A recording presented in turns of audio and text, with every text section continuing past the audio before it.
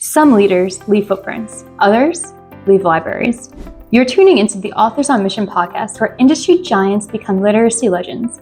In every episode, we talk with authors who turn their brilliance into books that transform lives. I'm Danielle Hutchinson, your host and Chief Creative Officer at Authors on Mission. Welcome to your authorship experience.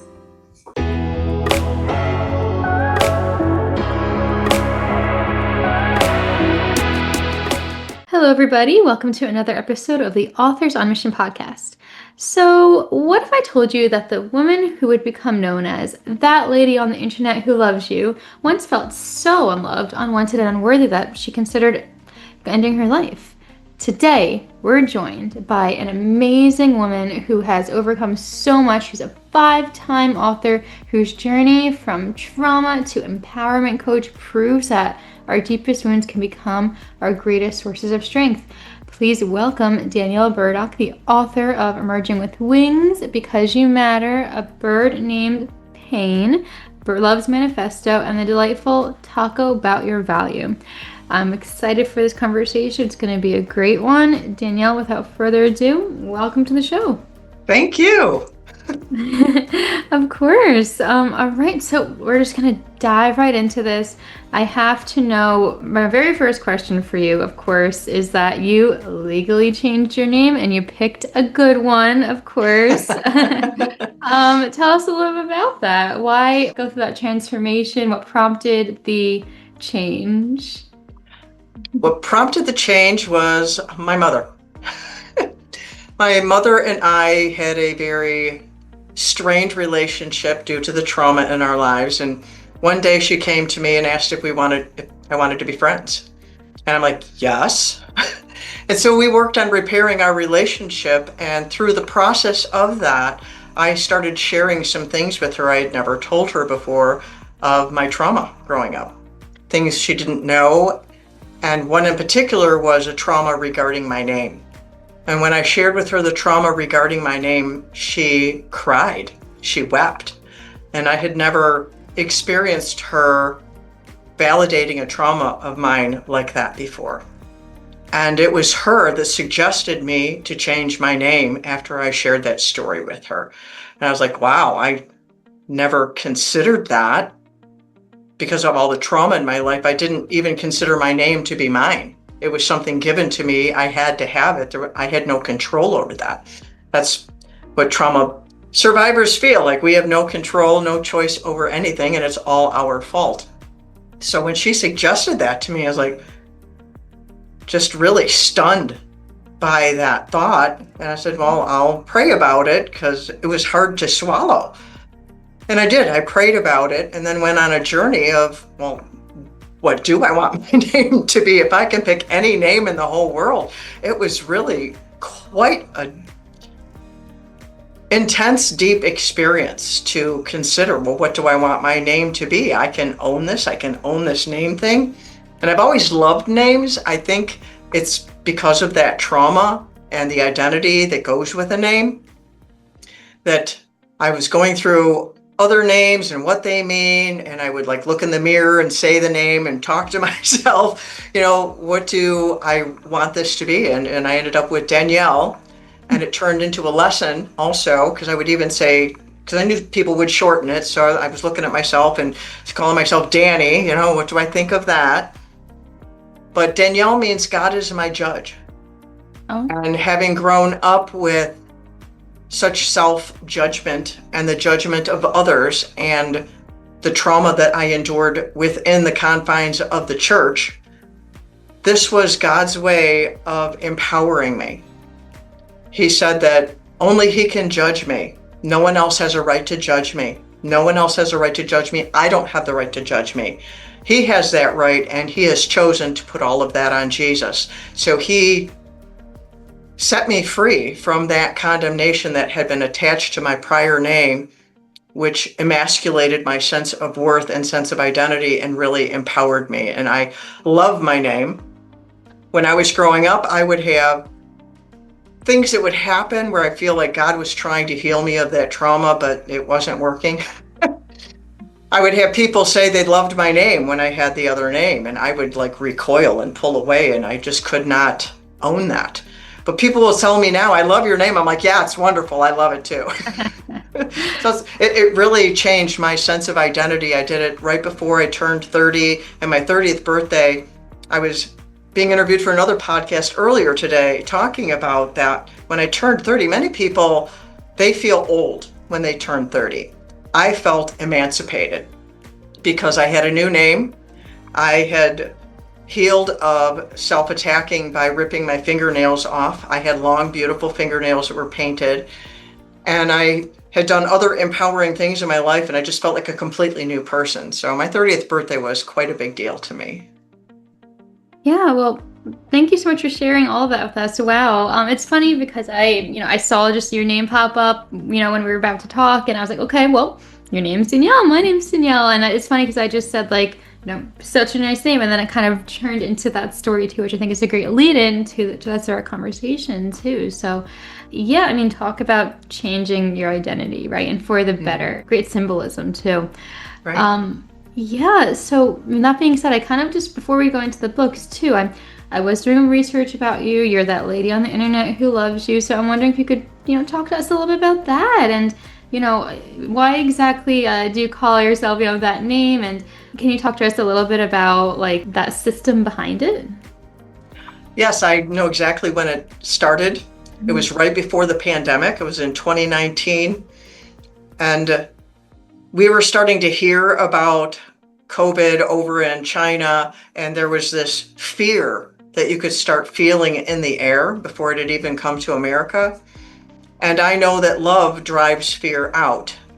And I lived subject to fear for so long that I wanted to do something to meet the fear, attack the fear, or something to mitigate the fear, to help people not be so afraid. So I showed up online with love. I started doing videos more, and I would show up and say, I love you. You may think I'm nuts saying I love you, but I'm this lady here and I'm saying I love you. And I stumbled my way through it, through video after video, until finally one day I'm like, no, I'm going to just own it, that hashtag. I am that lady on the internet who loves you. So it was during the year of 2020 where I took ownership of that hashtag and started calling myself that and showing up with love, because there was so much fear throughout the pandemic and isolation, and people needed to know that they're loved. I showed up on my Facebook page with a picture of hello, good morning, I love you, just to throw as much love into the world that I could, because there was so much pain and suffering going on. Understood. Right. Well, hey, it's great that you kind of took that experience of, COVID, something we were all going through, and shone a positive light on it. So it's really empowering to think about, because in that time, no one knew what was going on, and here you are kind of making up a system to help others. So we'll talk a little bit more about that later on, but I think this is a great segue into Emerging with Wings. It's a really cool structure that you have here. To all of our listeners right now, Emerging with Wings is structured as a memoir. It's a love story between three characters: the child, the villain, and the hero. So tell us a little bit about it. Why did you choose this storytelling approach rather than just a traditional memoir format? To be honest, I had no idea what the structure of a memoir was. Okay. So I couldn't go after that. When I decided to write my book, I had no idea how to write a book. I had no clue, no information, nothing. All I knew is I believed I had a story that needed to be told. And I had a day where I decided to move forward into the darkness, where I had no clue what was happening or where I was going with this. But I just decided. And went forward and started writing, started researching. I put myself into counseling because I was going to be revisiting some hard things. So between counseling, and I did some lynda.com courses, that's an educational thing through LinkedIn. I found mentors online. I did so much research. And I learned a whole different language writing the book. I had absolutely no clue what went into writing a book until I started doing that. And so that's why I have done presentation and keynotes at writers' conferences to help people understand, you don't just sit down and write the book and you're done. It's quite a labor of love. There are those out there, you can write a book in 30 days, and you can do those things. But when I write a book, to me, writing a book is I'm on a mission. That's why I love the title of your podcast, Authors on a Mission, because every one of my books has a mission to accomplish. And so I had to accomplish that mission of sharing my story in a way that would help others. Because I didn't need to tell my story because I needed to do it. I needed to tell my story because I wanted to help someone else get the freedom that I had gained through kicking, fighting, and screaming and clawing my way out of the darkness, out of the lies, out of the pain, out of the misery, into a freedom, into a love, into a joy that when I was in all that misery, I didn't know that even existed. And so how do you take someone on the journey? I just started writing. I'd have to go back and get all my different ones. I would write, I'd print them out, I'd read them through, I'd scribble on them.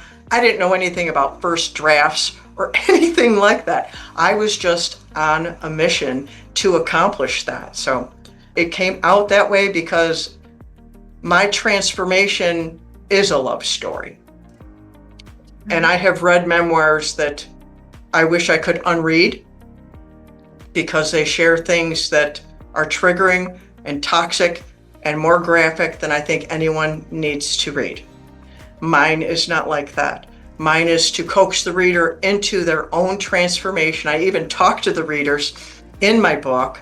I have conversations with them and encouraging them because all of my books are about the reader. They are for the reader, and I have produced them because I love the reader. It's not about me, it's about the reader.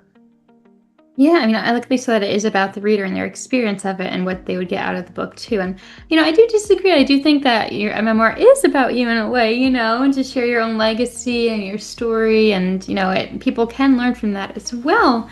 But again, I think the structure you said is great, especially with the triggering aspects. Of course, like it allows people a way to access it themselves in their own comfort levels too. Mm-hmm. So yeah, no, really, really important. But of course, I do want to touch upon some of your other books too. So Love's Manifesto came about through my writing mentor that I worked with. After I published Emerging with Wings and started getting the response to it, because I didn't do a book launch, I didn't do any of the things you do to write a book with that first one. I just pushed publish on Create Space, that's now KDP, and it was there. I did send it to certain people who were a part of my story because I wanted to share it with them, and come to find out later that's called marketing. I didn't know that at the time. I was just sharing it with others.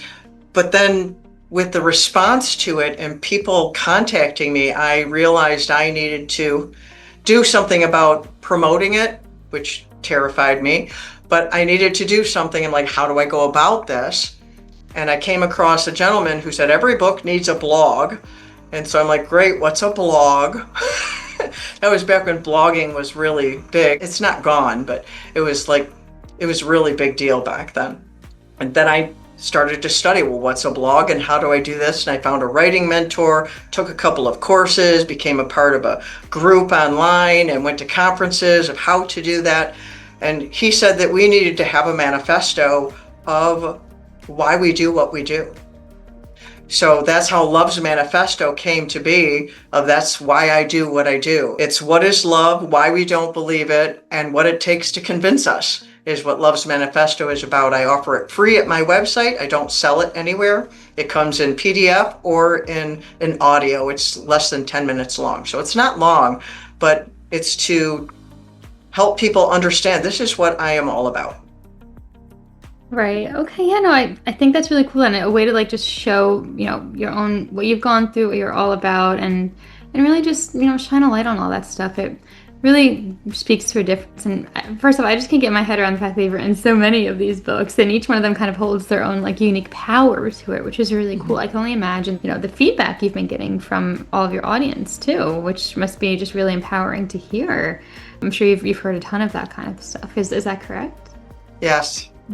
Yeah, I can only imagine. It's life-changing what you're writing about. So there's a quote in Emerging with Wings that was part of spurring me to go forward as well, that went viral, that I discovered online. I discovered it in organizations' PowerPoint presentations. I discovered it in people's flyers. People wrote me and said, can I put it in my book? Found it translated into various different languages. I was floored that that had happened. But that is, as I said, what propelled me forward, because that quote was my epiphany in my journey.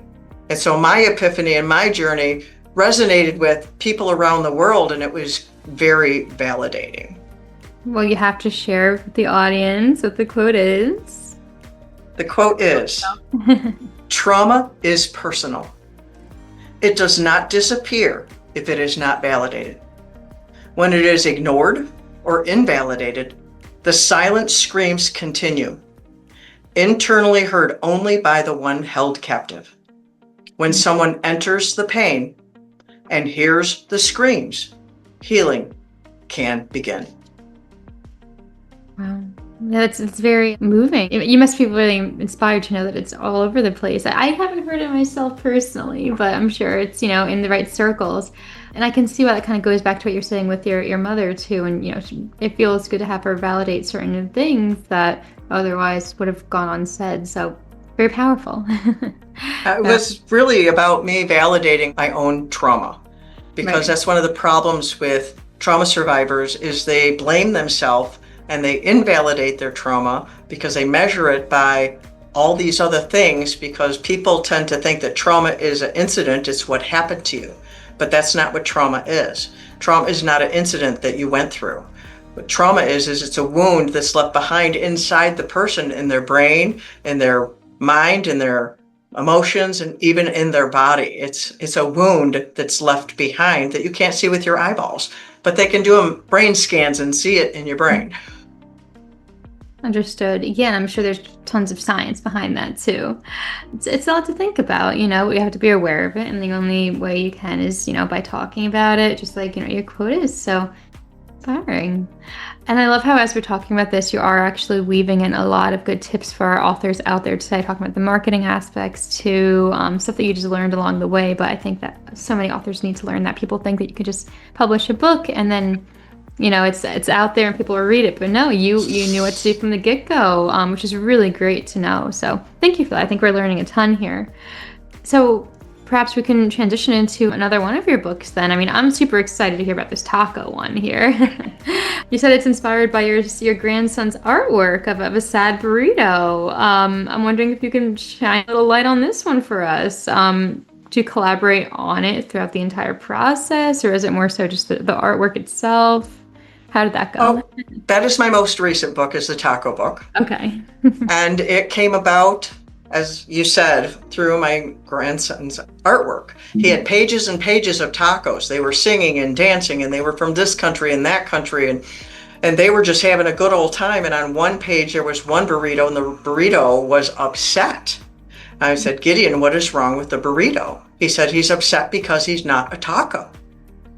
And I had become aware of the statistic that the second leading cause of death in children aged 10 to 14 was suicide. And when he told me that, it cut me to my heart. And I said, Gideon, we have to do something with this. We have to do something with this. How many kids feel bad because they're not the taco? They're not the popular one. They're not the sport one. They're not the spelling bee winner. They're not the cheerleader, whatever it is that they think is all that.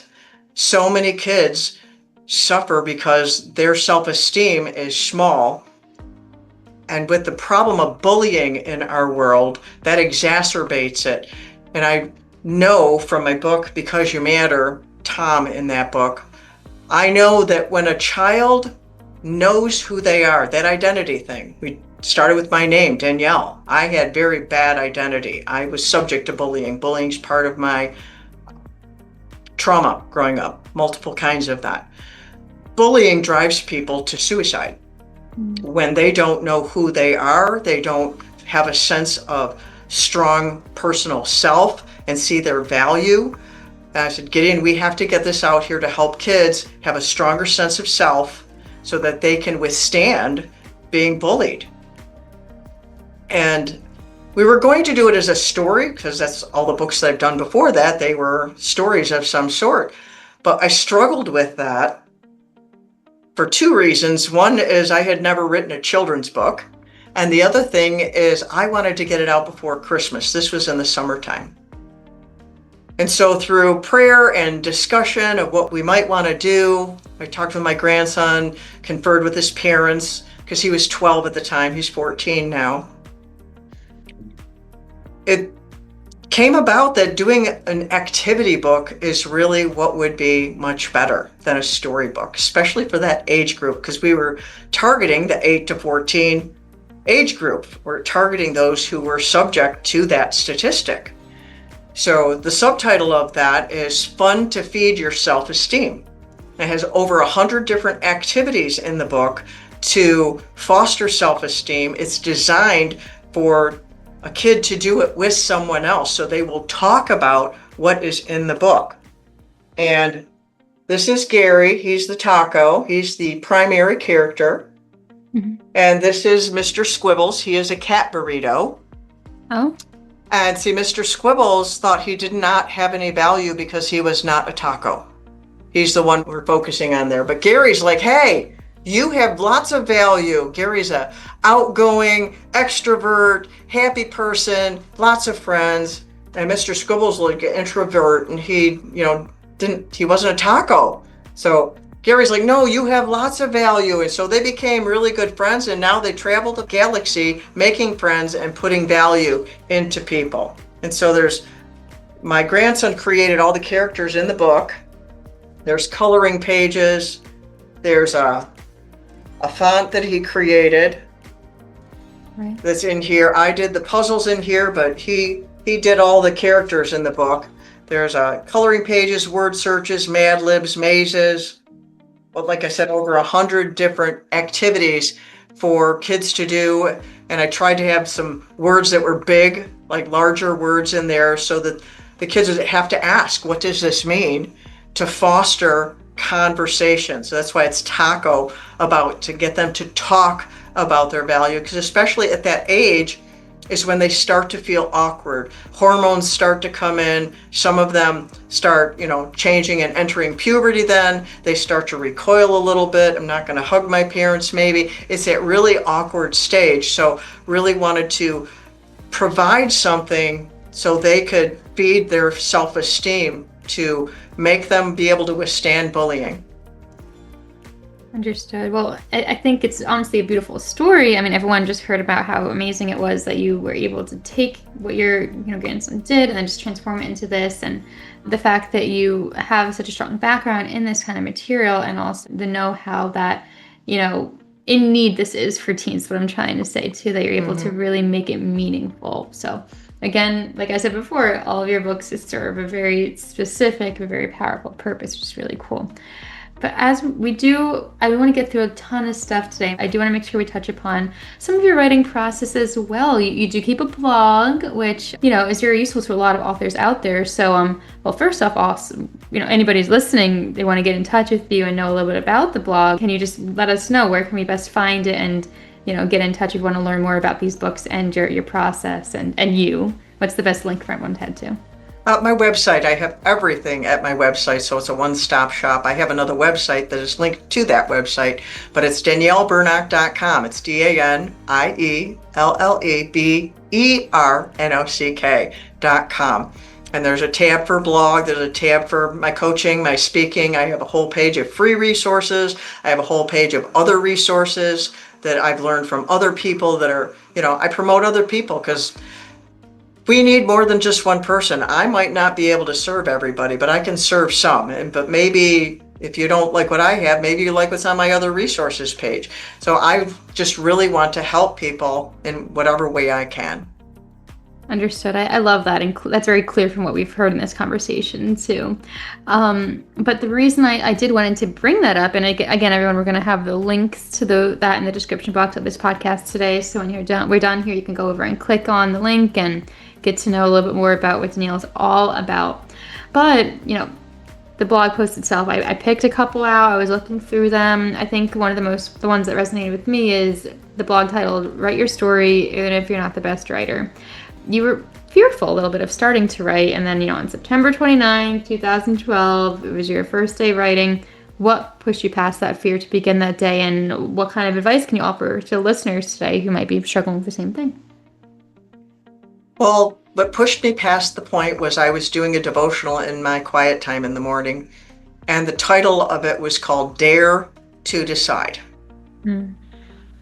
And so I felt compelled by that. I dared to decide. And daring is a word that I use with my clients and I use on my website. I have a Dare to Believe, a poem that I give away, because daring people entices them to action. When you tell someone to do something, people tend to go, don't tell me what to do. But if you dare someone to do something, like you dare a kid to eat a worm, what's a kid going to do? He's going to eat the worm. So daring is a way to incite. I feel like that Dare to Decide really incited me to dare to do it. I was challenged to do it. Are you going to do it, Danielle? I dare you to do it, Danielle. And I did. I started that day, started research and writing. I don't know exactly what I accomplished that first day, but that was the day I started. I love that, and it's great that you kept track of that too. I've noticed you keep track of a lot of dates, and there's some other blog posts that mention that too. But thank you for that, and I think that's some very useful advice that I think a lot of people could hold on to and take forward with them. Cool to know that you have that poem too. So another reason for everyone to check out your website there. But yes, as we begin to wrap up today, I'm wondering if you happen to have any other tips, tricks, advice, something that you wish you knew when you were first getting started that the audience could really learn from. What do you think? You can educate yourself. You can educate yourself. As I said, I didn't know what I was doing. And like that blog post that you cited, that was my very first freelance guest post on someone else's website, that article, my very first one. And for that to be accepted and someone to publish that on their website was a really big deal to me. And I didn't feel like I was an accomplished writer. As I say in that article, I would get B's in English, and my mom was surprised at that because I don't talk fancy. I don't operate fancy. I don't coach fancy. I call myself a simplifier. I don't use psychological jargon in my coaching with my clients because it causes people to get stuck. There's people who write books and you need a dictionary to read the book. Yeah. I cannot stand doing that. The only way I will complete reading a book like that is if I need the information in that book. Otherwise, I'm going to not even finish reading the book. So I knew that, and I like to read, but I'm the type of reader that if I get bored, I'm done. So I guess that's how I wrote. I don't want you getting bored. Like I would get bored. And I learned later that people like to read a book that's at a 5th grade level. I had no idea of that. After the fact, I put my book through this website to check that, and apparently that's what grade level that first book is at. And I didn't even know. I just wanted to communicate with people in a simple way. So my advice is to educate yourself with what do you want to do. In one of my presentations I've done at a writers conference was writing a book will change your life. It will change the writer's life. We write books to change other people's lives, and that's good. And it's good if they do. But you go on a journey when you write a book, and it will change your life. And to let it change your life and take ownership of the journey, take ownership of your story, take ownership of the whole thing so that it can do the beautiful transformation in you that it has the possibility of doing.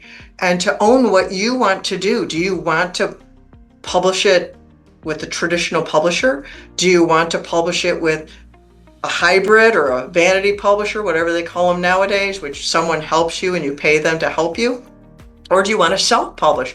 So find out what those things are. If you don't know the answer to that, find out what they are. Educate yourself. You can learn anything. We have so much information available to us online. I went online and found some legal websites to find out about copyrights and trademarks and what can I put in my book and what can I not put in my book. There is a wealth of information out there, so don't keep it from yourself. Get the information you need so you can do the best possible thing that you'd like to do. I think that's honestly the best piece of advice you could probably think about. I mean, there's so many people. My boyfriend and I actually make this joke a lot. Well, I guess not much of a joke, but like someone who says like I can't do that and then just doesn't forever. You know what I mean? Like why? Why not go and learn a little bit more about it? So you're right. Educate yourself. That's all you can do. I mean, neither of us would be sitting here today if we didn't teach ourselves what it is that we're doing, right? So super important. You heard it here, everybody. If you don't know something, find out. And I mean, for example, Danielle has a website of information that you can go and click on over. So, use that as an opportunity. Go check out Danielle's work, check out all of her books as well. They're right behind her on the shelf right there. So you know what the covers look like. Beautiful artwork, by the way, great cover designs. Thank you. Yeah, this has been a really fun conversation, Danielle. I really appreciate you coming on today. It's been a pleasure. Thank you. I love talking about all my books. I don't generally get to talk about all of them. I think we touched upon a bunch. I think we're still missing a few a little bit. It was Pain, A Bird Named Pain. We kind of skipped over that one a little bit. That's an allegory dealing with the complex emotions when you have a loved one with Alzheimer's. So it's a short story, and I frequently give it away to people for free. If they are dealing with that, I'll just send it to them. So it's a short story. It's 99 cents on on Kindle, so it's not expensive. I wasn't trying to make money with it. It was something that really helped me through my journey of losing my mother-in-law with Alzheimer's, because I got so lost in all the complex pain, and the story is an allegory that helped me to walk my way through that and have a sense of peace again. Understood. I love that. And I'm glad that we were able to touch upon it a little bit there and know a little bit about what it's about. So you heard it here, guys. It's a short story, 99 cents. Check it out. You could always share it with somebody too. And if you're not experiencing, that sort of a struggle yourself, I'm sure there's somebody else out there who is, that you could spread the word to also. So great stuff. Great stuff. Yeah. Thank you so much again for coming on. It's really been quite a pleasure having you. And to all of our listeners who are sitting on their own stories, wondering if they're also good enough writers to share them, just think about Danielle's. Story trumps perfection every time. So someone's life might just depend on your willingness to begin, to learn, to, get out there. So again, the links are going to be in the description box of this podcast today. So click on over, learn a little bit more, and just thank you for joining us on the Authors on Mission podcast. Until next time, remember that your story matters, your voice matters, and you matter. Now, go write something. Go write something that changes the world. Amen. Amen. All right. Have a good day, everybody. This is Danielle Hutchinson reminding you that somewhere, someone needs the book that only you can write. Visit authorsonmission.com to start your legacy. Until next time, keep leading, keep inspiring, and keep thinking in chapters. Have a great day.